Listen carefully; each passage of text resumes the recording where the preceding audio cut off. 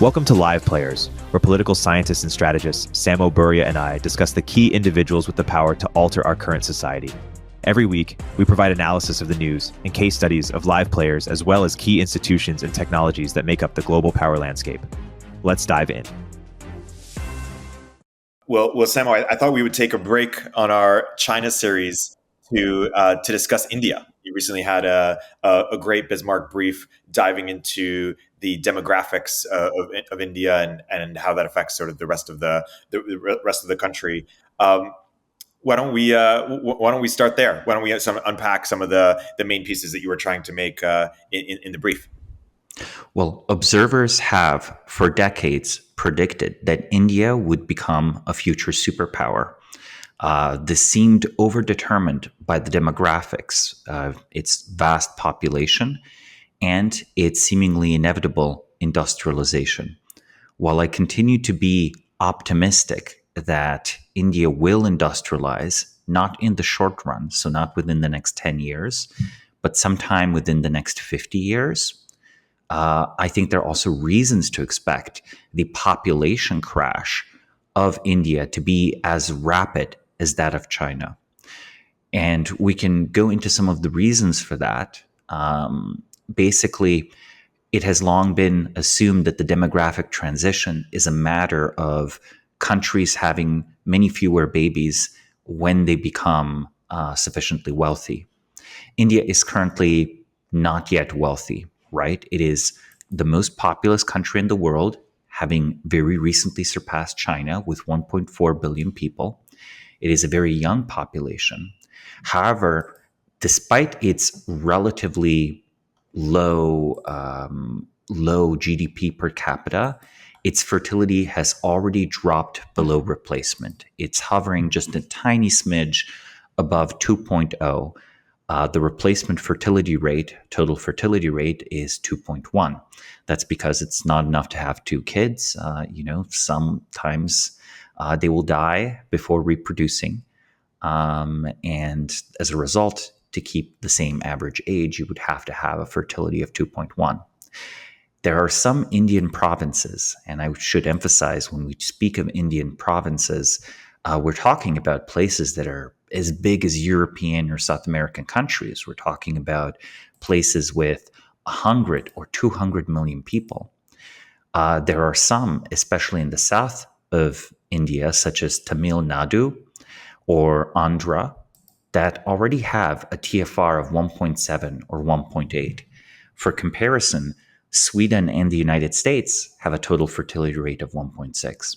So if this is Indian fertility, when their GDP per capita is much lower than, say, Turkey or Mexico, what will it be when the GDP per capita of the country becomes comparable to Mexico, let alone if it ever ends up becoming comparable to Spain or South Korea? In those situations, we might see fertility rates even lower than those we currently see in the outlier countries, which are East Asian countries. South Korea's incredibly low 0.7 TFR rate, or Japan's still pretty abysmally low 1.3. And so are there what are the prospects here, or say more about what's likely to happen here in your view as it relates to the sort of the fertility rate and how it's likely to change, and maybe let's talk more about how this will affect the country. Mm-hmm. I think we're going to see very rapid aging. People often don't understand that, say, the average working age in China is still comparable to the average age in the United States. So, for example, the median age in 2023 is 38.5 in the United States and 39.8 in China. So while China is a little older than the US, it's not much older. However, it's aging very rapidly. And India right now has an average age of 29 and a half years. So the average age of an Indian is 29 and a half. But they are aging even more rapidly. They will age even more rapidly than the United States and even more rapidly than China. So at some point, 50 or 60 years from now, probably around the time when India industrializes, their average age is going to be in its 40s or 50s. They're going to age much more rapidly, than people assume. If you go to a very gentle fertility decline as you become wealthy, such as what was experienced in Europe and Japan, you are better off than with a very rapid one, such was experienced in China with its one-child policy.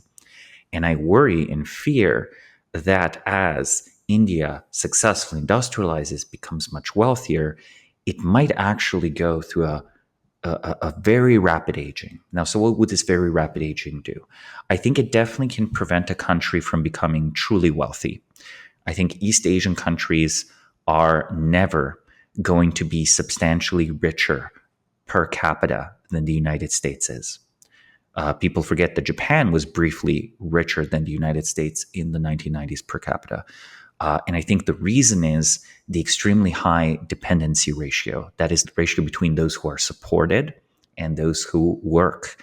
Those who are supported might be, children, the elderly, sick.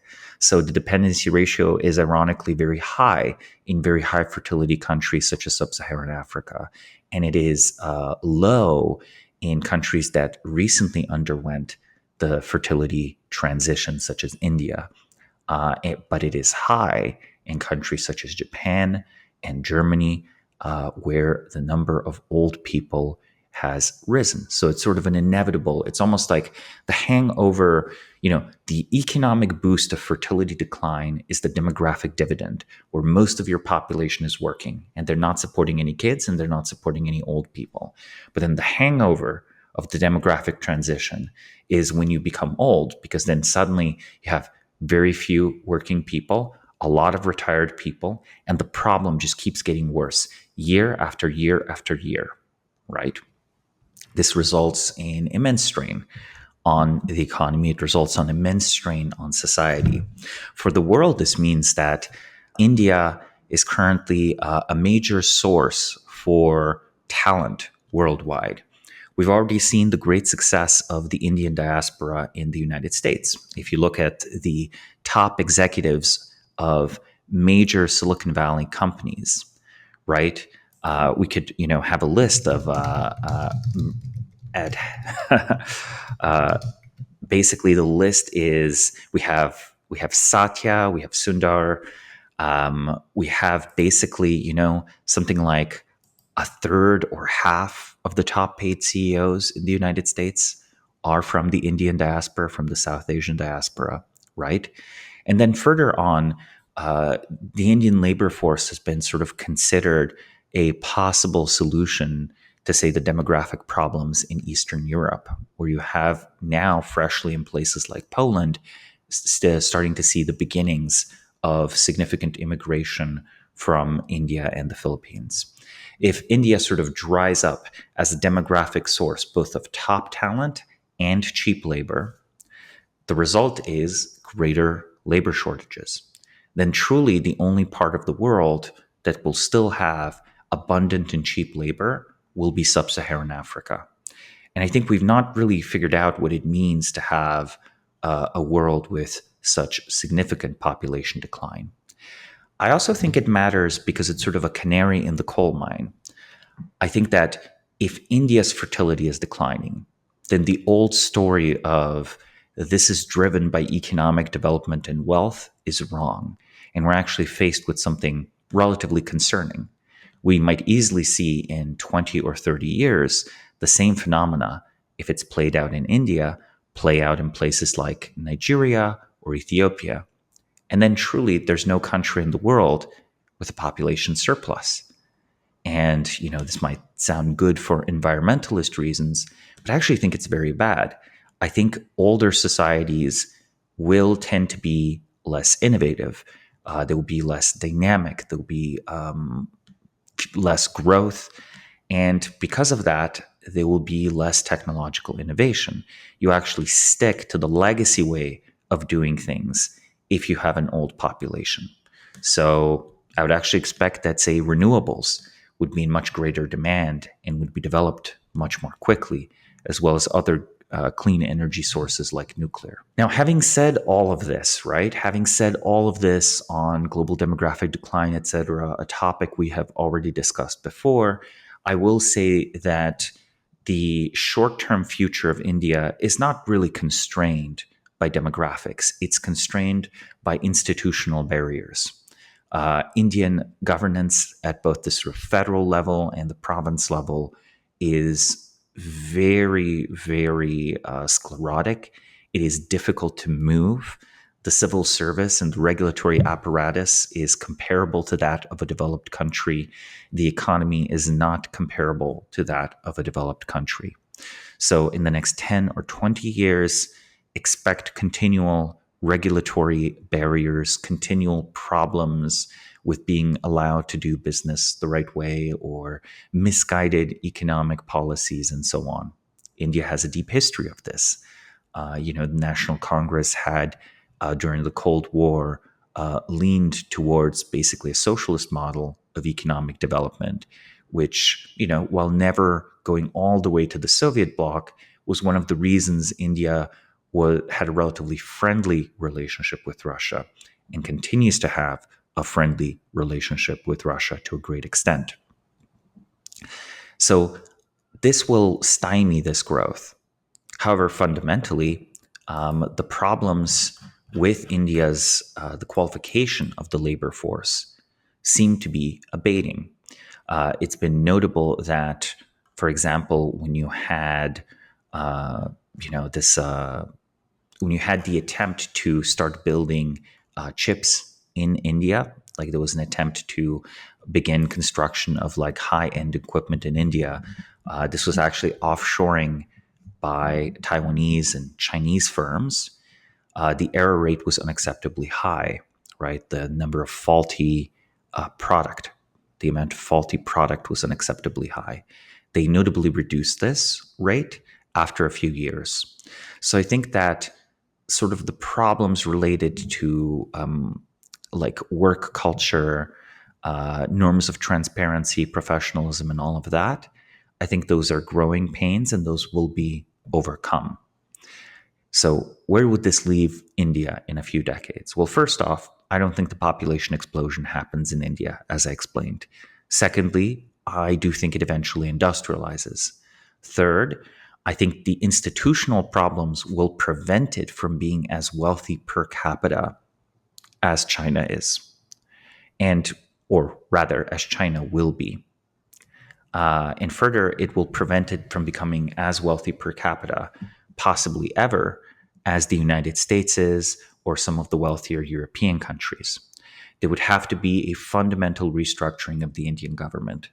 But for that to happen, I feel that opens Pandora's box, and this very diverse subcontinent might yet explode into novel conflicts.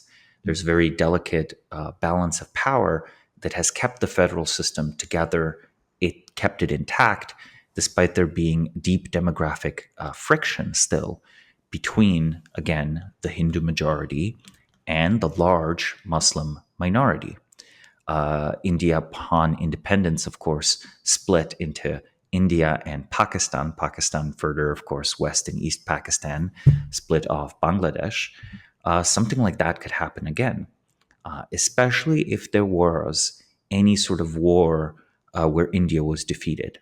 I think the risk is always when your country loses a major war, that the sort of centrifugal forces that almost want to, tear things apart, that those become empowered. How might India find itself in a major war?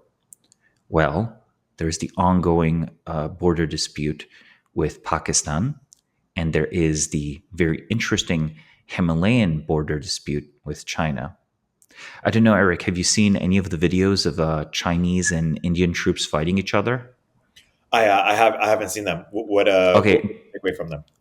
Well, basically, they have these like very interesting conflicts up in the Himalayan highlands, and they have disputed claims of territory, but they want to keep it away from being a full war.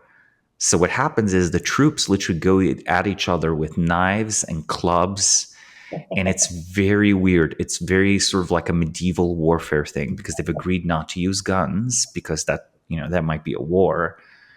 So I feel like sort of the spirit of the Bronze Age lives in the Himalayan mountains with the Chinese and Indian soldiers beating each other into a pulp. Wow. But there is a serious underlying problem here, right? Neither side can budge. China is economically rising. It's militarily becoming more powerful. That's why we had a series of videos on it. India, however, doesn't want to be pushed around, and it certainly doesn't want to be encircled.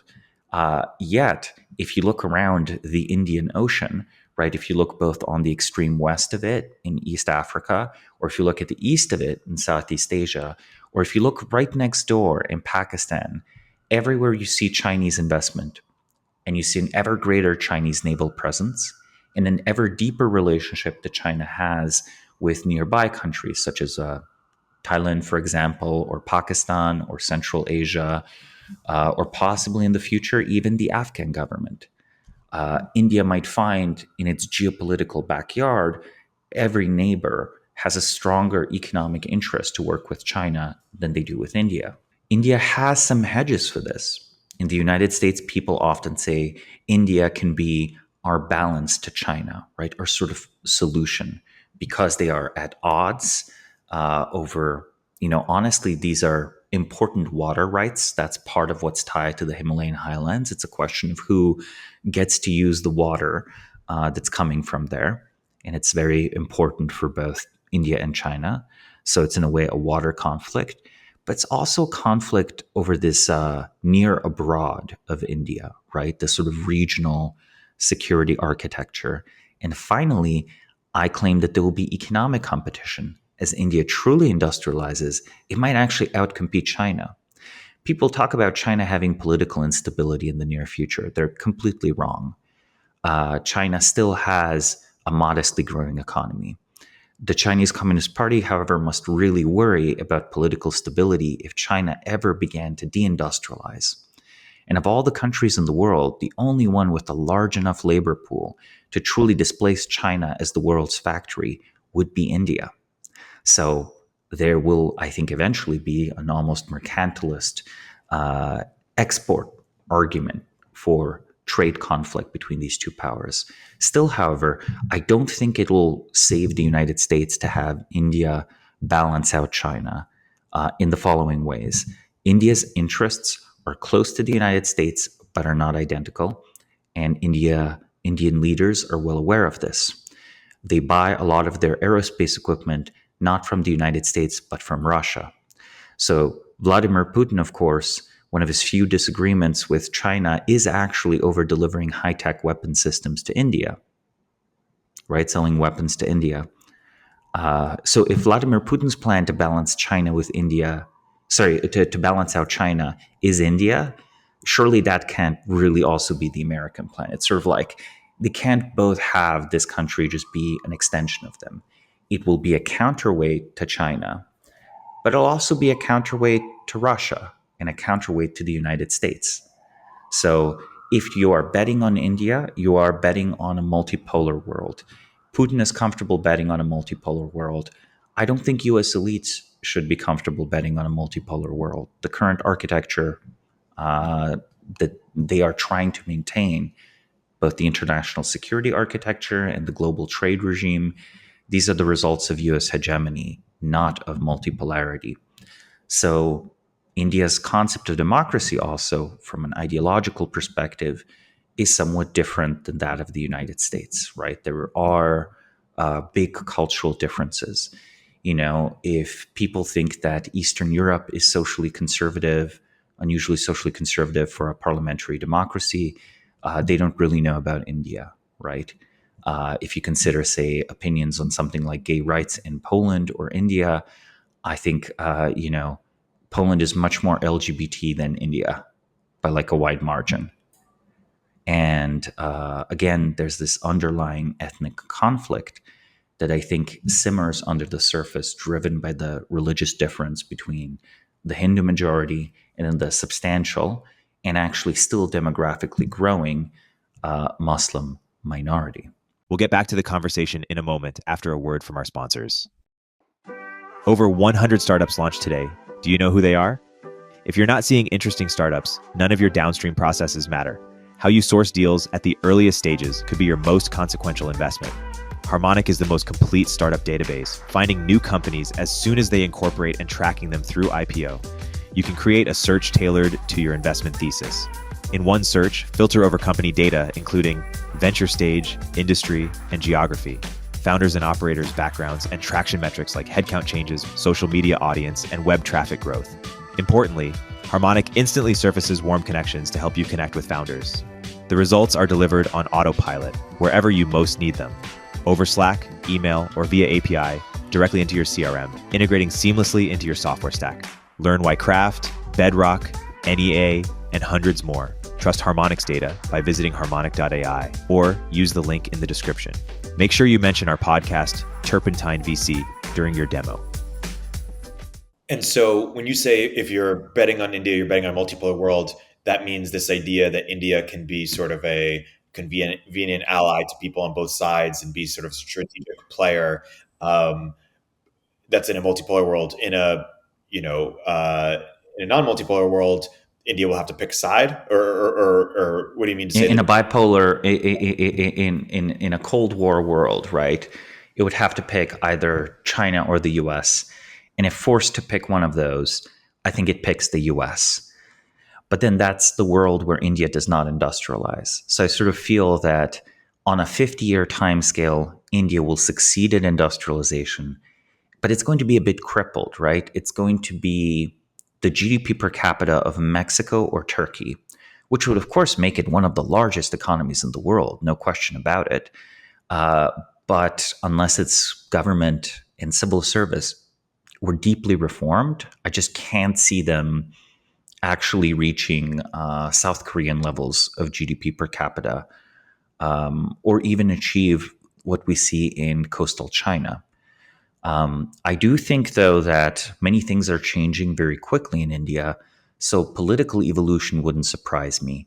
It just would take almost, a really exceptional live player to do that.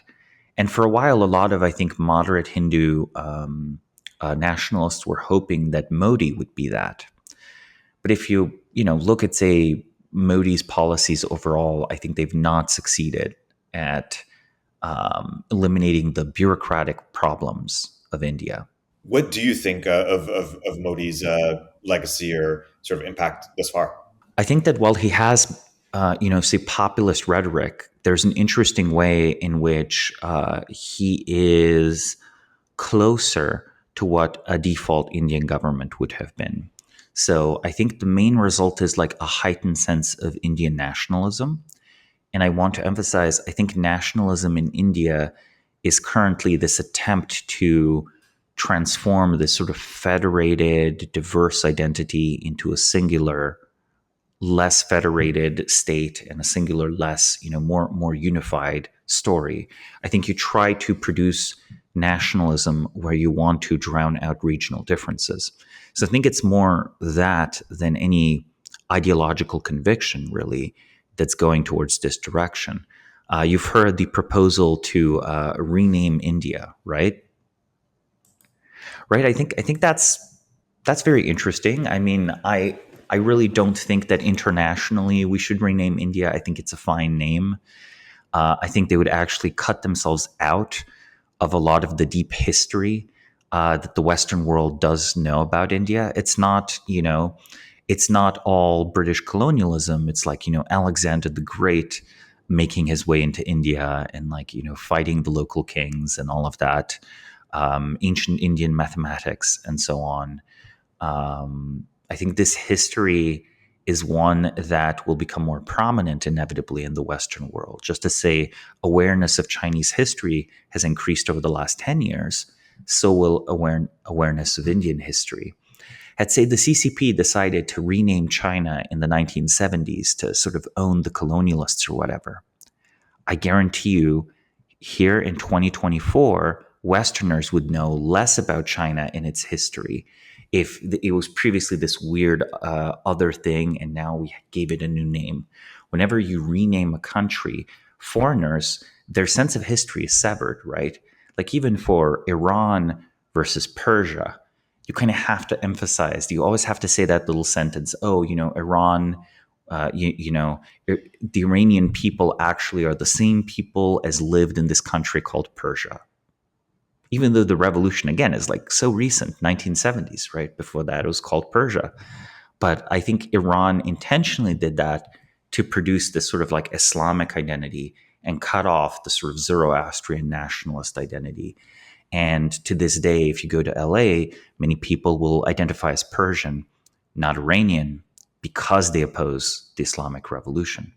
So really, I think there are lots and lots of arguments to keep the standard name because it is a history that is to be proudly claimed and proudly educate people in the Western world. It's not a history one should want to bury, right? But anyway, so talking about the name is important because talking about the national identity is important, since the national identity in a nationalistic frame gives the political capital to try to basically revoke regional autonomy and to fight off what could be described as sort of like a left-ish establishment that's a legacy of the post-colonial period, where again there was like an emphasis on socialist policies, where the anti-colonialism and the sort of state-run economics were considered to be almost the same thing, right? Because if you don't use the state to push out Westerners economically, and the British especially, there would be continued foreign domination, was the thinking. Of course, that sort of works, right? If you nationalize foreign stuff or if you make it difficult for foreigners to do business. But of course, the opposite, in a way, can happen just as well. Once you have a strong independent government, it can be easy to take huge amounts of foreign investment. And of course, especially you should allow local businesses to form and local economic live players to rise. And India has this huge market, right? The digital policy has already shifted in India, I think, towards closing this automatic openness to the Western world. So I think that they're probably not going to create anything quite as big as the Great Digital Firewall. But I think it's quite possible that all of these Western attempts to sort of like, have Facebook or, launch a payment system in India or something like this, if all of the Western attempts are slapped down, India is going to be the only country in the world beside the U.S. international market, which is access to Europe, to Japan, etc., and China, that has over 1 billion users. So can China have its own Google? Well, of course, it makes sense. The Baidu makes sense, right? The Russian Yandex sort of makes sense, but not quite. India could have its own Google, its own Amazon, its own YouTube, its own anything. And it certainly has the software talent. So why hasn't could it have? Well, I think the answer is Western competition and Western network effects. But actually, you could do a version of digital protectionism just fine. You allow, you make it easy to start startups in India, which they're already trying to do. And then you literally find a law that Western social media networks are breaking. And then you just are like, okay, we're blocking it. And once it's blocked, then people will very quickly use whatever a second or third rate Indian substitute exists. And it's not going to stay second or third rate very long when the salary to be, the top engineers, like a top engineer at Indian Google, they could very quickly match the salaries of just Google. So you might even see talent from the Western world, from California, from the Bay Area, or from London, go to India and work there. Or, you open offices in London or Palo Alto. It doesn't matter. You can afford it, right?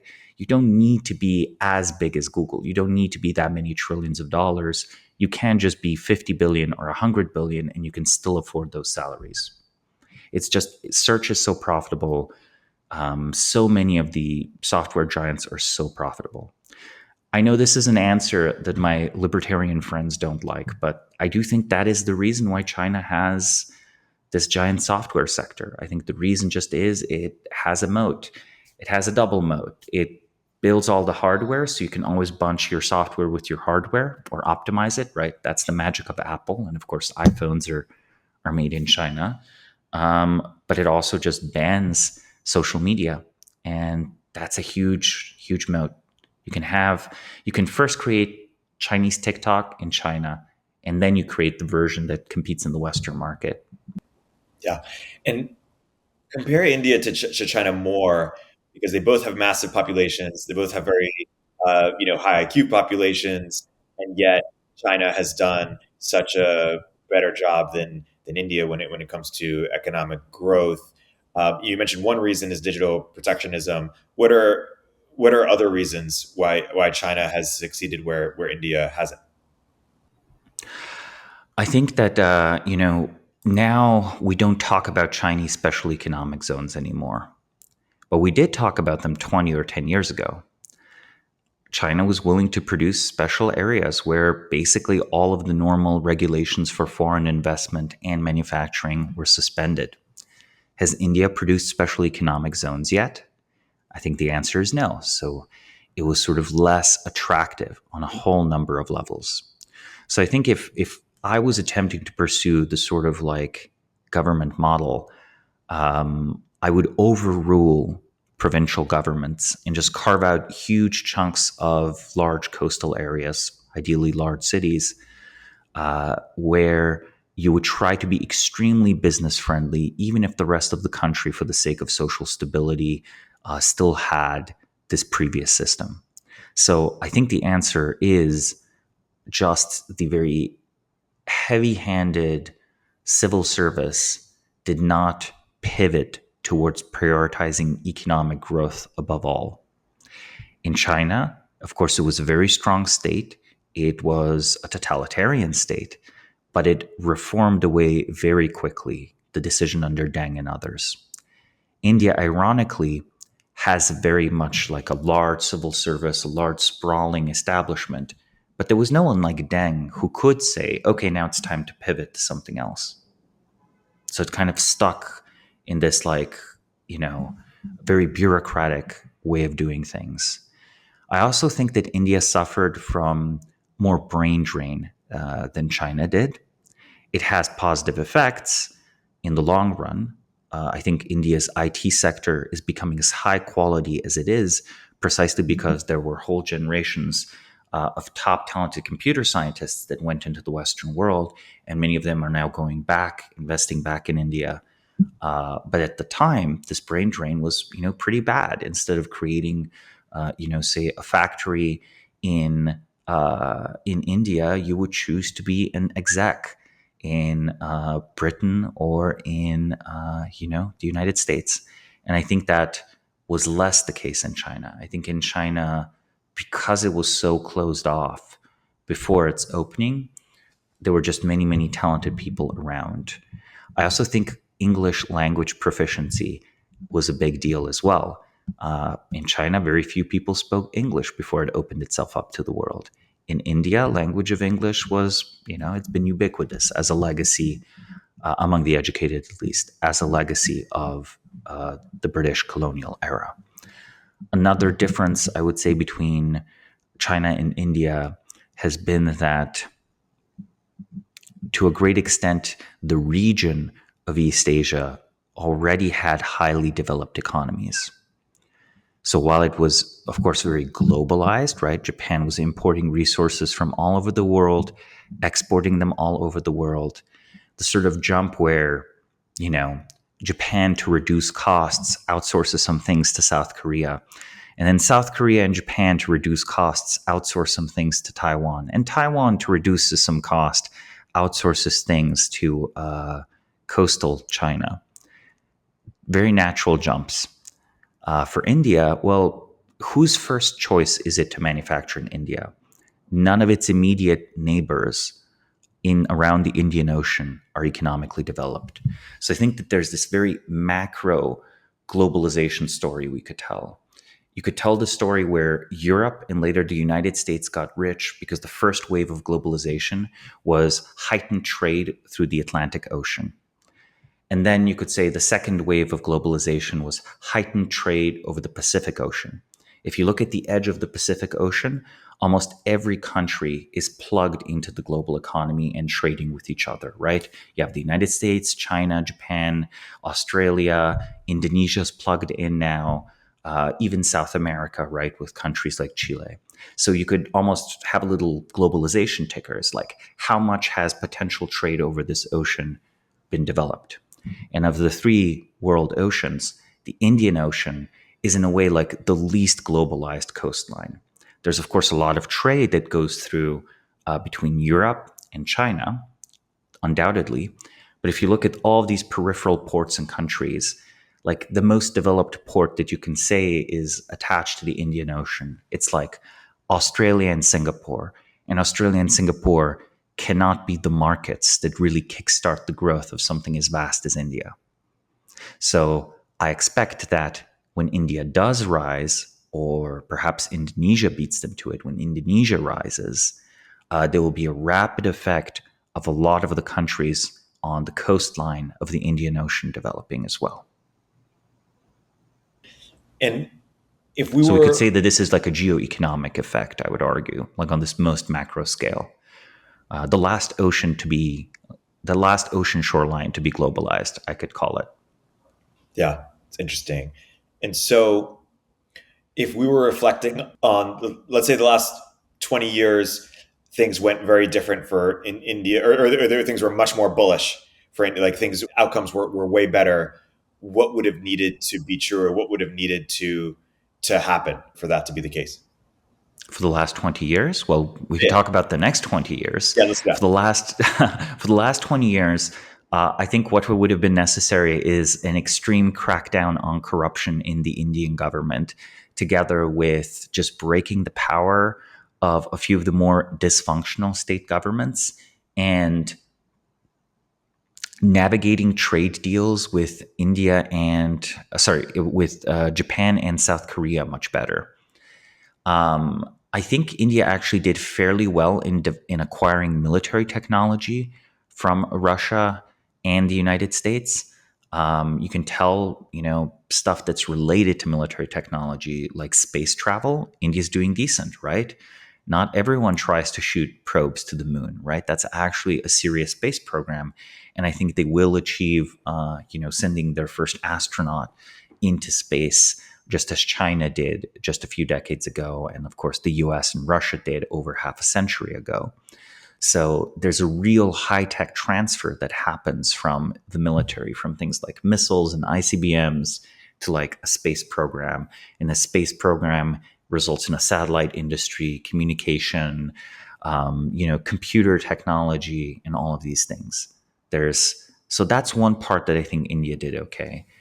And for the next 20 years, my recommendation would actually be similar with one difference.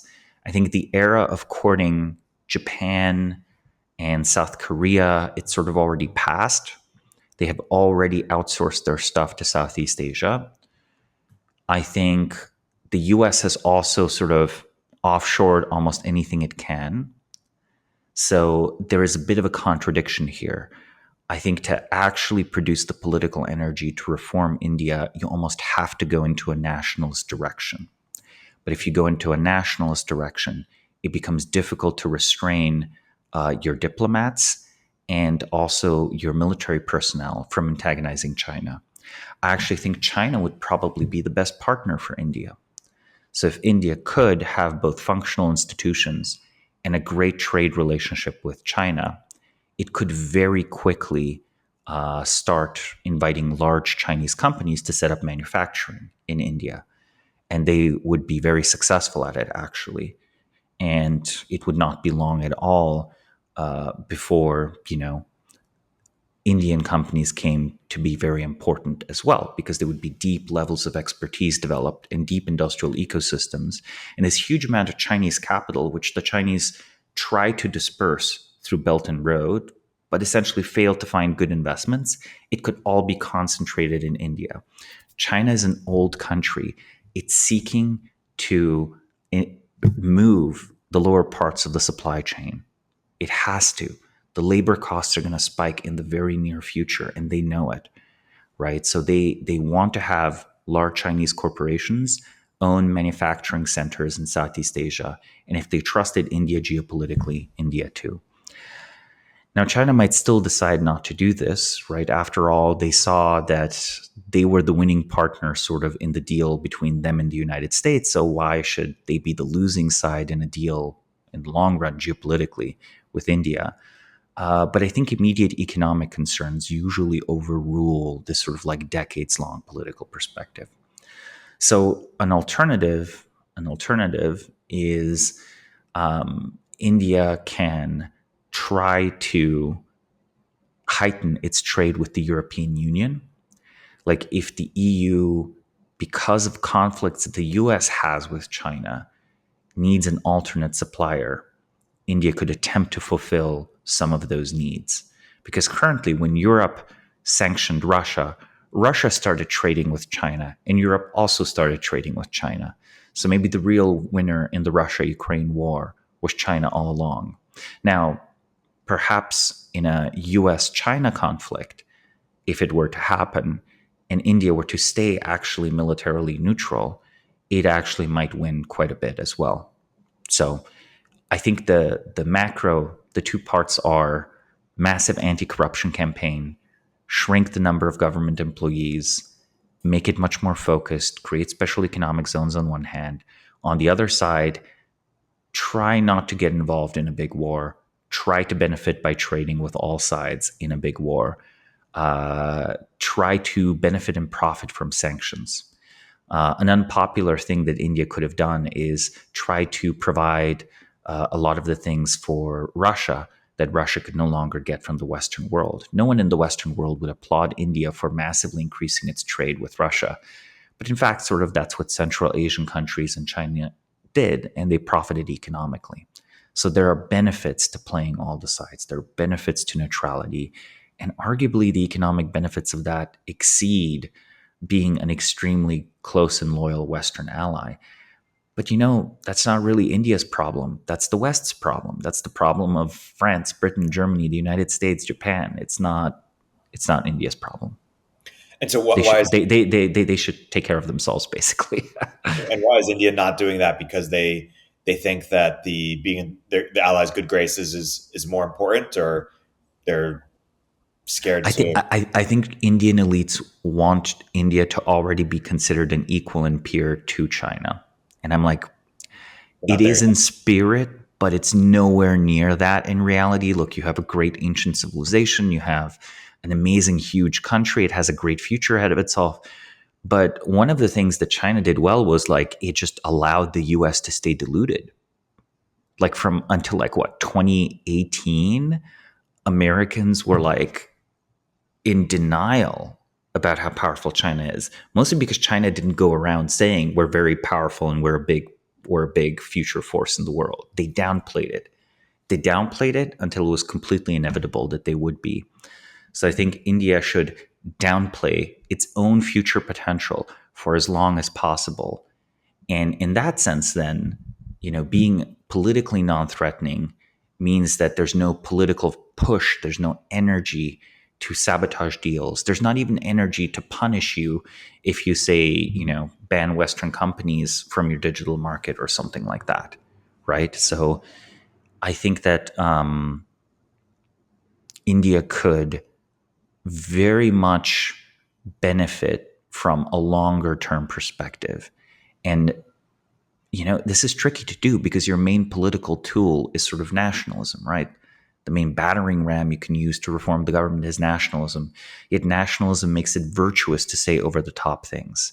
Arguably, Xi's China has been running into problems because he has had to lean on nationalism now that economic growth has slouched. So people get promoted in the Chinese diplomatic corps that don't know that you're supposed to be, speaking softly always. So that actually sort of awakens the West, awakens the US and other countries. I think that India will basically miss the opportunities of the next 20 years, but just because of the fundamentals. it's almost impossible that it misses the next 50 or 60 years.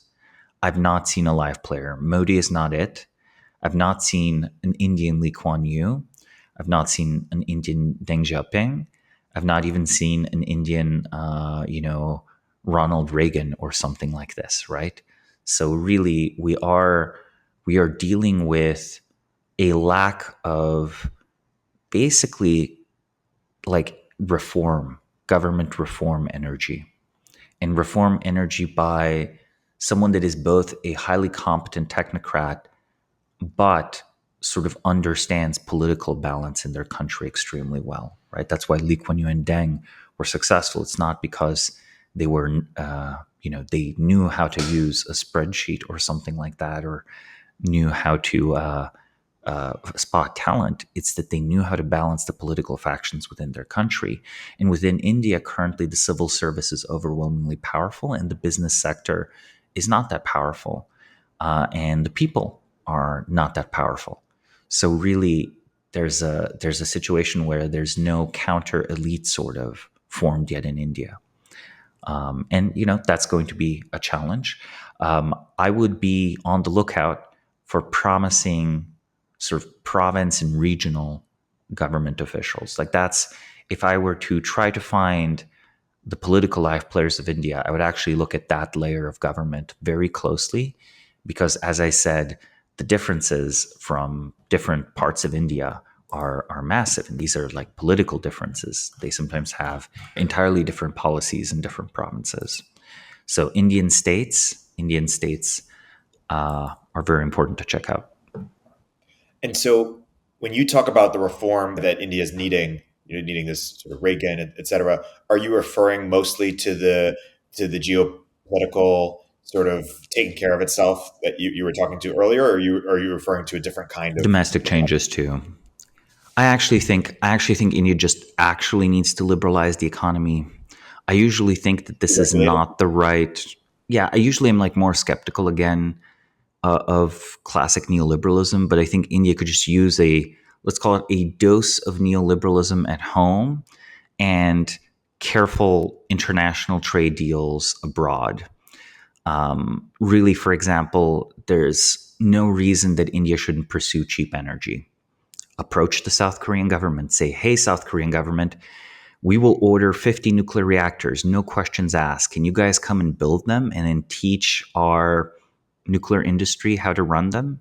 And South Korea will say, well, we have to ask the United States for permission because, this is blah, blah, blah, non-proliferation.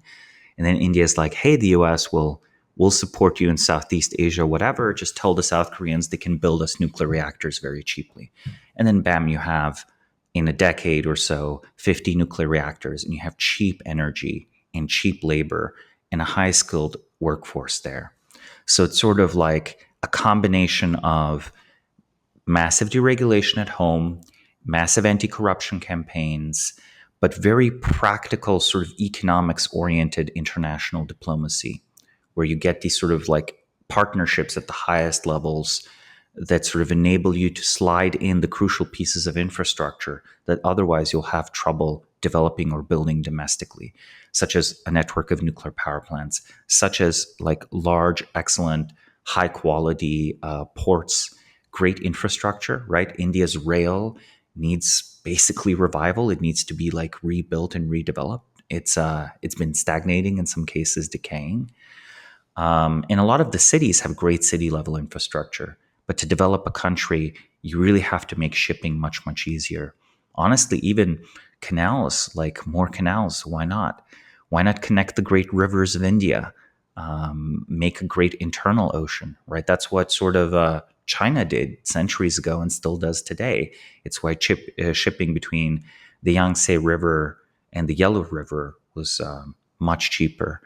That's why shipping in Central Europe is so easy. You can like basically sail cargo from London into the Netherlands, up the Rhine River into Germany, and you can get it into into Vienna and Hungary and so on, because the two river systems are connected. So Russia as well. The only reason Russia is economically viable at all is that some of the rivers have canals connecting them. So that type of infrastructure, getting that and getting the high-tech infrastructure up while making it very easy for entrepreneurs to do their thing, you already have a very entrepreneurial population in India. You very have world-class CEOs who would love to work there. You have world-class scientists who would love to work there. So those are sort of the measures, and all of them require fighting bureaucrats. And the problem is, if you're at the head of the Indian government, your pyramid and base of support is all bureaucrats. So it's sort of like you have to fight the people who give you power. Very tricky. This is what I mean by, in the Indian political economy, sort of the people, the general population, not very powerful. The business sector, not very powerful. Even the military, not that powerful. Sort of government establishment, very powerful, very dysfunctional. No one gets a raise. No one becomes extremely rich by things working well in India. No one in the government becomes extremely rich or promoted by making something work super well in India. And again, I want to emphasize this isn't necessarily an anti-India point. I would describe this as dysfunctional parliamentary democracy, where it's become bureaucracy. It's actually a problem that Western Europe and to some extent the United States share. It's just that these places are already rich. So we don't have to solve it to stay rich. Probably we have to solve it to stay rich in the long run. But India, to become rich, must solve it. So in a way, this is like a political Gordian knot. Where do you find the domestic base of support and power? Hence my allusions to maybe a form of nationalism is necessary, because then you're like, we should be as great as China. And anyone who doesn't believe we should be as rich as China and is getting in the way should be fired, and they're not patriotic enough. And then you kind of have an angry crowd in the street or whatever, or very, very well educated, but kind of like patriotically blinded perhaps, or inspired people who will work for you and just support you, and you can just slot them into government positions as you fire the other political enemies. But again, it's like playing with fire, right? Because if you do the nationalism thing wrong, you might just shatter the country or get it into a disastrous war. So it's a political walk on tightrope. You mentioned this in passing, but I'm curious to dive deeper. You mentioned that you're usually, what you think it makes sense for India, you're usually more skeptical of the sort of liberalized advice for other countries. Why is that? I think for many of the countries, the truth just is the comparative advantage of building stuff there is very poor. I think that if you sort of expose India to the global market, no restriction, I think a lot of stuff can get built there. But I think if, say, Germany competes on equal playing ground with China, I just kind of think Germany shouldn't be building anything. Everything should just be built in China. It's like more economical, it's smarter. Maybe you should actually, the most economically rational thing to do right now for Germany would be to take all of its extremely talented German engineers, just ship them into China. Just ship them into China, have them learn Chinese, sleep on the floor of the Chinese factory, work there. And for the world, that would be great, and it would make the world much richer. But you know what? I don't believe it'll make Germany much richer. I do think that you want to have the agglomeration effects working in your favor. And I sort of feel that it's sort of like the whole world's economy, in a very basic way, wants to be in a single city. Like if you could just, you can't do this with human beings, but with some species of hive insect alien, there would probably be a single 400 to 500 million people urban area, probably in coastal China, to be honest, where literally everything is built and all the factories are right next to each other. And that'll be the most productive thing ever. And you could never bootstrap a factory in the other parts of the world to compete with those agglomeration effects. But in the real world, with human beings, we have like political needs and social needs. and countries have borders and they have trade tariffs and they have national security interest. And national security interest leads to things like taxing your population to build your own aircraft. And if you're building your own military aircraft, well, you might as well build some civilian aircraft in the same factory, slightly reducing the cost of your strategic bomber because you're building the strategic bomber and you're building the 737. And then if you have the 737s, well, you can go around and argue to countries that actually, your aerospace regulations are better than the other guy's aerospace regulations, so they should buy your planes for their national fleets, et cetera, et cetera, et cetera, right? Like France is a great exemplar of this. Builds nuclear power plants because it wanted nuclear weapons. Built all the nuclear power plants France needed, still needs to keep a nuclear industry.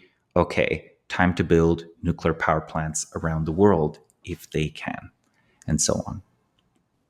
Zooming out, well, maybe. Oh, what were we gonna say?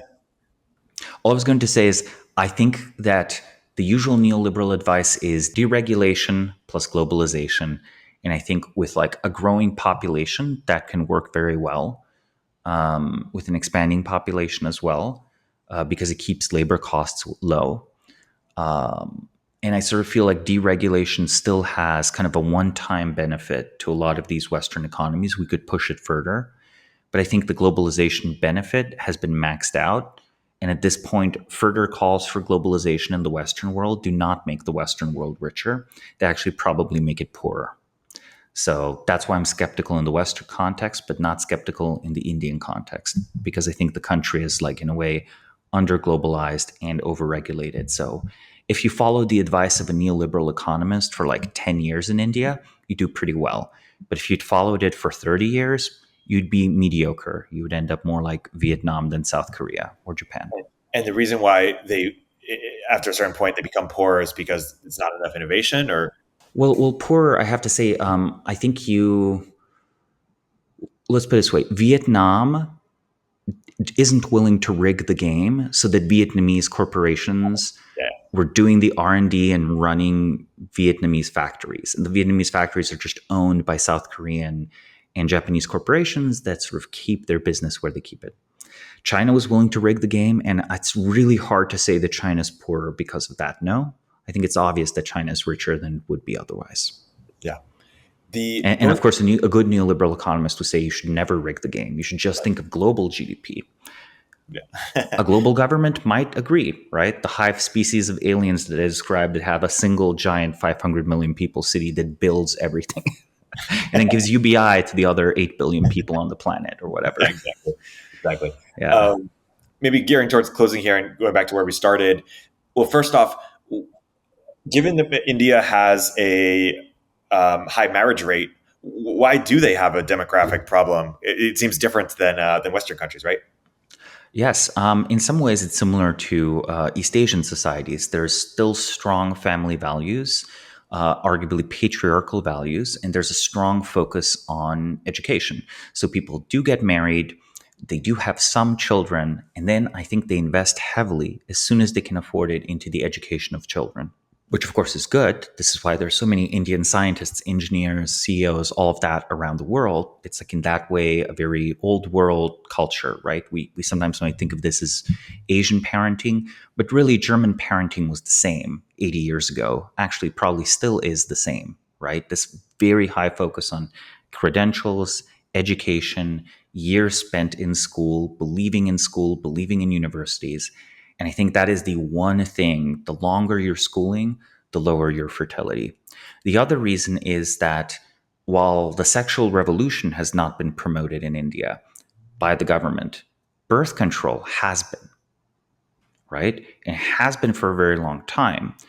Just around the time when China had the one-child policy, India basically had a two-child policy where people were paid to encourage to undergo sterilization. So the result then is that you have widely available birth control, and you have widely available like incentives to have fewer children, but the social incentive and the economic incentive to marry is maintained, and a sort of semi-patriarchal structure is maintained. So that would be my claim. I think the mechanism of action of the reduction of fertility is, more years in education first, and secondly, the availability of birth control. But there's not been a sort of like strong feminist or women's liberation movement paired with the introduction of contraceptives, as was in the Western world in the 60s. Yeah, interesting. Well, wrapping up here, is there anything we didn't get to talk about that you want to make sure to leave the audience with as it relates to India, or any sort of summary statement or idea that you want to leave us with? India has to, at all costs, avoid a nuclear war with Pakistan, especially if Pakistan is teetering ever closer to being a failed state. And that's, again, if you're using nationalism as your sort of rocket fuel to fire a lot of government bureaucrats, you'll be very difficult to do that. Yeah. It'd be difficult to do that because why? Well, because everyone that you have hired is of the opinion that the national pride and dignity is the most important thing. And very few people understand, yes, national pride and dignity in the long run would be sort of the more enlightened patriotic or nationalist stance. Most people, very reactive, their strong passions, emotions. It's deeply human. We all can be aroused in this way. It's not even irrational. It's just, it would be the wrong geopolitical move for an India that's sort of just emerging from its cocoon. Cool. Well, that's a good place to good place to wrap. Samo, as always, this is great, and until next time. Thank you, Erik. Thanks for listening to Live Players. Please subscribe, leave a review, and check out Samo's excellent newsletter, The Bismarck Brief, for more rigorous analysis of key individuals, institutions, or industries.